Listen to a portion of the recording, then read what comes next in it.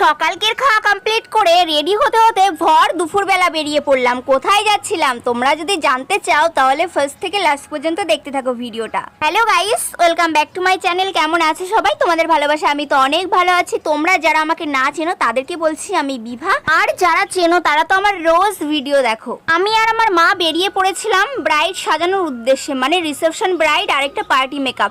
অবশেষে অনেকক্ষণ ওয়েট করার পর আমাদের ট্রেন চলে আসলো। আমি আর আমার মা উঠে পড়েছি, ট্রেনে বসে পড়েছি, ফাঁকাই ছিল ট্রেনটা। তোমাদের সঙ্গে গল্প করতে করতে আমি আমার লোকেশনে পৌঁছে গেছি। পৌঁছেই দেখতে পেলাম সুন্দর একটি প্যান্ডেল করেছে, আর এখানে বউ বসবে তার জন্য একটু ডেকোরেশন করেছে। গরমের যে অবস্থা হয়েছে একটু রেস্ট নিয়ে নিচ্ছি। রিসেপশন ব্রাইড আসতে একটু লেট করছিল বলে আমি তার শাড়িটা ভালোভাবে সেট করে নিচ্ছি।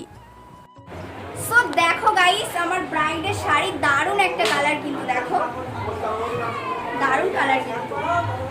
তো চলো ব্রাইডকে ফুল রেডি করে তোমাদের সামনে চলে আসছি, ততক্ষণ তোমরা ভিডিও দেখতে থাকো।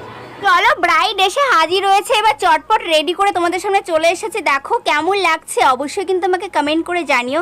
এটা সম্পূর্ণ আমার ব্রাইডের ডিমান্ডে ছিল যেভাবে সাজবে। আর এখানে ব্রাইডের রুম সাজানো হচ্ছিল, মানে খাটটা ডেকোরেশন করেছে, দেখো ভালো লাগছে বেশ। ব্রাইড সাজানোর পাশাপাশি আমার একটা ছিল পার্টি মেকআপ, সম্পূর্ণ ক্লায়েন্টের ডিমান্ডে করেছি পার্টি মেকআপটা। কেমন হয়েছে জানিও কিন্তু কমেন্টে। আমার দুটো ক্লায়েন্টেরই মিষ্টি স্বভাব ছিল, আর আমার রিসেপশন ব্রাইড বলছিল ওকে যেন লক্ষ্মী ঠাকুরের মতো লাগে। সাজানোর পর ওকে একদম লক্ষ্মী ঠাকুরের মতোই লাগছে। রিভিউটা আর নিতে পারিনি কারণ আমাদের ট্রেন মিস হয়ে গেছিল। ফার্স্ট ট্রেন যেটা ছিল 6টা 20, লাস্ট 7টা 20 ট্রেন ধরেই বাড়ি ফিরছিলাম। তারপরে আরো ট্রেন ছিল কিন্তু অনেকটাই রাত হয়ে গেছিল। এটা ছিল বাইরের ডেকোরেশন।